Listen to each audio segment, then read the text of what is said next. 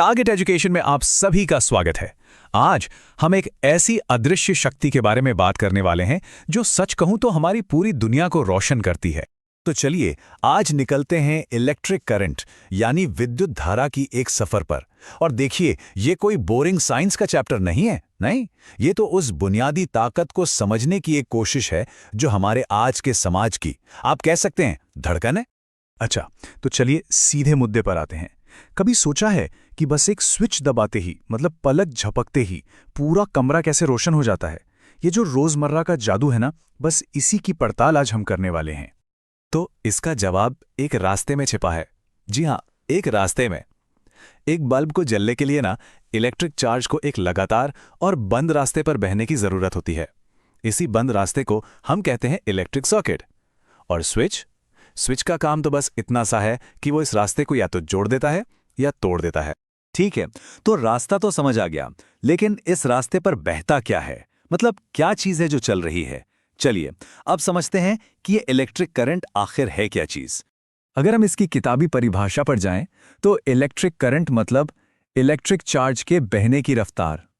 और आसान भाषा में कहूं तो ये बस ये बताता है कि किसी एक जगह से एक सेकंड में कितना चार्ज गुजर गया, बस। और इसे हम आई से दिखाते हैं। अब इसे समझने का सबसे बढ़िया तरीका पता है क्या है? पानी का उदाहरण। सोचिए, जैसे नदी में बहता हुआ पानी की धारा यानी वाटर करंट बनाता है। बिल्कुल वैसे ही एक तार के अंदर जब ये इलेक्ट्रिक चार्ज यानी कि इलेक्ट्रॉन बहते हैं तो वो इलेक्ट्रिक करंट बनाते हैं। तो अगला सवाल जाहिर है कि अगर करंट एक बहाव है तो भाई इसे धक्का कौन दे रहा है? मतलब ये अपने आप तो बहने नहीं लगेगा, है ना? तो ये बहाव शुरू कैसे होता है? चलिए वापस पानी वाले उदाहरण पर चलते हैं। जैसे पानी हमेशा ऊंची जगह से नीची जगह की तरफ बहता है, मतलब उसे एक प्रेशर डिफरेंस चाहिए। ठीक वैसे ही इन चार्जेस को भी बहने के लिए एक इलेक्ट्रिक प्रेशर के अंतर की जरूरत होती है। और इसी इलेक्ट्रिक प्रेशर को साइंस की भाषा में कहते हैं पोटेंशियल डिफरेंस, या जिसे हम आमतौर पर वोल्टेज कहते हैं। ये वो ताकत है, वो धक्का है जो बैटरी या सेल से मिलता है और चार्जेस को पूरे सर्किट में घुमाता है। तो अब तक हमने बहाव को समझ लिया और बहाव को धक्का देने वाली ताकत को भी। अब बात करते हैं उस चीज की जो इस बहाव को कंट्रोल करती है। जी, हम बात करेंगे रेजिस्टेंस यानी प्रतिरोध की, और उस मशहूर नियम की जो इन तीनों को, वोल्टेज, करंट और रेजिस्टेंस को एक साथ जोड़ता है।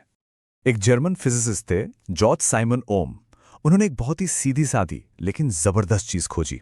उन्होंने देखा कि वोल्टेज और करंट में एक सीधा रिश्ता है। मतलब आप वोल्टेज बढ़ाएंगे तो करंट भी उसी हिसाब से बढ़ जाएगा, एकदम सिंपल। और इसी रिश्ते को हम जानते हैं ओम के मशहूर लॉ से, V = I/R।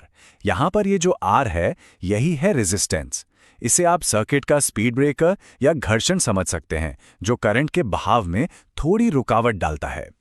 और हाँ, ये रेजिस्टेंस सिर्फ कोई फॉर्मूले की चीज नहीं है, ये हर मटेरियल की अपनी प्रॉपर्टी होती है। जैसे चांदी और तांबा, इनका रेजिस्टेंस बहुत कम होता है, तो ये बेहतरीन कंडक्टर हैं। वहीं दूसरी तरफ रबर और कांच, इनका रेजिस्टेंस इतना ज्यादा होता है कि ये करंट को बहने ही नहीं देते, इसीलिए हम इन्हें इंसुलेटर कहते हैं। चलो, थ्योरी तो काफी हो गई। अब देखते हैं कि इस बहाव को, इस करंट को हम असल जिंदगी में काम पर कैसे लगाते हैं। अच्छा, तो सर्किट में चीजों को जोड़ने के दो मेन तरीके होते हैं। एक होता है सीरीज यानी श्रेणी क्रम, और दूसरा पैरेलल यानी पार्श्वक्रम। चलिए फटाफट इनके बीच का फर्क देख लेते हैं। सीरीज सर्किट में करंट के लिए बस एक ही रास्ता होता है, मतलब करंट सबके पास से होके गुजरेगा। लेकिन इसमें एक बड़ी दिक्कत है, अगर एक भी बल्ब फ्यूज हो गया तो समझो पूरा सर्किट ठप, आगे करंट जाएगा ही नहीं। और दूसरी तरफ है पैरेलल सर्किट। इसमें करंट के लिए कई रास्ते होते हैं, तो वो बट जाता है। इसका सबसे बड़ा फायदा यह है कि अगर एक चीज खराब भी हो गई तो बाकी सब चलती रहती हैं। और यही वजह है कि हमारे घरों की सारी वायरिंग पैरेलल में होती है। अब एक मजेदार बात, ये जो रेजिस्टेंस है ना, ये हमेशा विलेन नहीं होता, कभी कभी ये हीरो भी होता है। जब करंट किसी रेजिस्टेंस से गुजरता है तो वो गर्मी पैदा करता है, इसे कहते हैं हीटिंग इफेक्ट ऑफ करंट।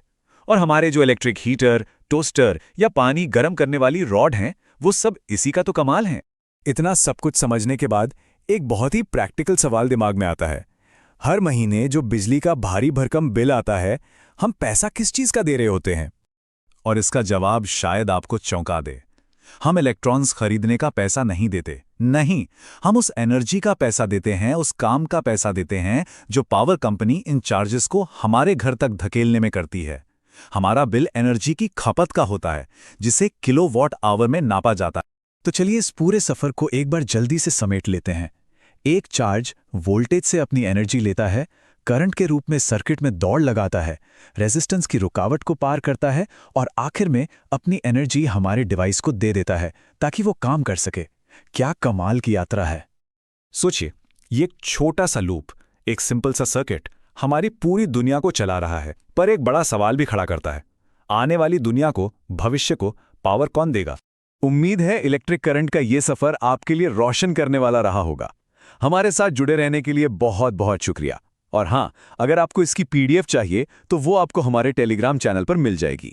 बिजली ये हमारे चारों तरफ है, हमारी दुनिया को चलाती है, पर हम इसे असल में कितना जानते हैं? चलिए आज इसी बात को परखते हैं एक मजेदार क्विज के साथ। तो तैयार हैं? हम कुछ बहुत ही बेसिक लेकिन काफी जरूरी सवाल पूछेंगे, देखते हैं कितने जवाब सही निकलते हैं। चलिए शुरू करते हैं पहले भाग से, इलेक्ट्रिक फ्लो के बिल्कुल बेसिक फंडामेंटल्स। ये रहा पहला सवाल। सवाल है, इलेक्ट्रिक चार्ज के बहने की दर यानी उसके फ्लो के रेट को क्या कहते हैं? आपके ऑप्शन हैं potential difference, electric resistance, electric current या फिर इलेक्ट्रिक पावर। क्या लगता है? और अगर आपने सी यानी इलेक्ट्रिक करंट चुना है तो आप बिल्कुल सही हैं। सोचिए, ये एक पाइप में बहते पानी जैसा है। 1 सेकंड में कितना पानी आगे बढ़ा, बस वही करंट है। ठीक है, तो इसे इलेक्ट्रिक करंट कहते हैं, ये तो हम जान गए। लेकिन इसे नापते किसमें है? अगला सवाल यही है। इलेक्ट्रिक करंट की एसआई यूनिट क्या है? वोल्ट, एम्पियर, ओम या वॉट? सही जवाब है बी, एम्पियर। जी हां, जब हम अपने फोन चार्जर पर 2A लिखा देखते हैं तो उसका मतलब 2 एम्पियर ही होता है। ये बस ये बताता है कि चार्ज कितनी तेजी से डिवाइस के अंदर जा रहा है। बहुत बढ़िया। चलिए अब आगे बढ़ते हैं और बात करते हैं उस चीज की जो करंट के रास्ते में रुकावट डालती है। हमारा दूसरा भाग है रेजिस्टेंस और ओम का नियम। तो सवाल यह है, किसी कंडक्टर की वो प्रॉपर्टी जो चार्ज के फ्लो को रोकती है या उसका विरोध करती है, उसे क्या कहा जाता है? सोचिए जरा। और जवाब है सी, रेजिस्टेंस यानी प्रतिरोध। इसे आप सड़क पर बने स्पीड ब्रेकर की तरह समझ सकते हैं। जैसे स्पीड ब्रेकर गाड़ी की स्पीड कम करता है, वैसे ही रेजिस्टेंस करंट के फ्लो को धीमा कर देता है और इसकी यूनिट है ओम। चलिए अब कुछ असल दुनिया की बात करते हैं। इलेक्ट्रिक टोस्टर या हीटर जैसी चीज़ों के जो हीटिंग एलिमेंट्स होते हैं वो मिक्स्ड मेटल यानी एलॉय के क्यों बने होते हैं? क्या वो सस्ते होते हैं इसलिए या कोई और ख़ास वजह है? देखिए, सही जवाब है बी, क्योंकि अलॉय में 2 खासियतें होती हैं। एक तो उनकी रेजिस्टिविटी बहुत ज़्यादा होती है जिससे वो ज़्यादा गर्मी पैदा करते हैं, और दूसरा उनका मेल्टिंग पॉइंट भी बहुत हाई होता है, मतलब वो ज़्यादा तापमान पर आसानी से पिघलते नहीं। इसीलिए तो वो टोस्टर के लिए परफेक्ट हैं। तो अब तक हमने करंट और रेजिस्टेंस को समझ लिया है। अब देखते हैं कि जब ये एक सर्किट में साथ आते हैं तो क्या होता है। भाग 3, सर्किट्स को समझना। वो पुरानी दिवाली वाली लड़ियां याद हैं जिसमें एक बल्ब फ्यूज हो जाए तो पूरी लड़ी ही बंद हो जाती थी? वो एक सीरीज सर्किट का बढ़िया उदाहरण है। तो सवाल है, एक सीरीज सर्किट में हर एक रेजिस्टर से गुजरते हुए क्या चीज सेम रहती है? सही जवाब है बी, इलेक्ट्रिक करंट। ऐसा इसलिए है क्योंकि सीरीज में करंट के बहने के लिए बस एक ही रास्ता होता है, तो जाहिर है वो हर कंपोनेंट से बराबर मात्रा में ही गुजरेगा। हाँ, वोल्टेज जरूर सबके बीच बढ़ जाता है। अच्छा, ये तो हो गई सीरीज की बात। अब बात करते हैं पैरेलल सर्किट की, जो सीरीज का ठीक उल्टा है। तो बताइए, एक पैरेलल सर्किट में हर रेजिस्टर के अक्रॉस क्या चीज सेम रहती है? और यहां सही जवाब है बी, वोल्टेज। पैरेलल सर्किट में हर डिवाइस या कहें कि हर रेजिस्टर सीधी मेन पावर सोर्स से जुड़ा होता है, इसीलिए सबको बराबर वोल्टेज मिलता है। पता है, हमारे घरों की पूरी वायरिंग इसी तरह होती है। और अब हम आ पहुंचे हैं अपने आखिरी पड़ाव पर, भाग 4, पावर और प्रैक्टिकल एप्लीकेशंस। चलिए देखते हैं ये सब हमारी रोज की जिंदगी में कैसे काम आता है। ये सवाल एक छोटे लेकिन बहुत ही जरूरी सेफ्टी डिवाइस के बारे में है। हमारे घरों में लगा इलेक्ट्रिक फ्यूज आखिर किस सिद्धांत पर काम करता है? इसका सही जवाब है बी, करंट का हीटिंग इफेक्ट। होता यह है कि जब जरूरत से ज्यादा करंट बहता है तो फ्यूज के अंदर का पतला तार बहुत गर्म होकर पिघल जाता है और सर्किट को ब्रेक कर देता है। मतलब वो खुद को कुर्बान करके हमारे कीमती टीवी और फ्रिज को बचा लेता है। और अब हमारा आखिरी सवाल, जिसका ताल्लुक सीधे हमारे बिजली के बिल से है। इलेक्ट्रिकल एनर्जी की कमर्शियल यूनिट क्या है? मतलब बिजली कंपनियां हमसे किस यूनिट के हिसाब से पैसे लेती हैं? बिल्कुल सही जवाब है बी, किलोवाट आवर, यानी किलोवाट आवर। हमारे बिजली के बिल पर जो लिखा होता है ना कि इस महीने 200 यूनिट इस्तेमाल हुई, तो उस एक यूनिट का मतलब 1 किलोवाट आवर ही होता है। अगली बार बिल देखकर ये बात जरूर याद आएगी। तो देखा आपने, करंट के बहने से लेकर हमारे घरों के सर्किट तक कुछ बहुत ही सरल से नियम हैं जो हमारी पूरी मॉडर्न दुनिया को पावर दे रहे हैं।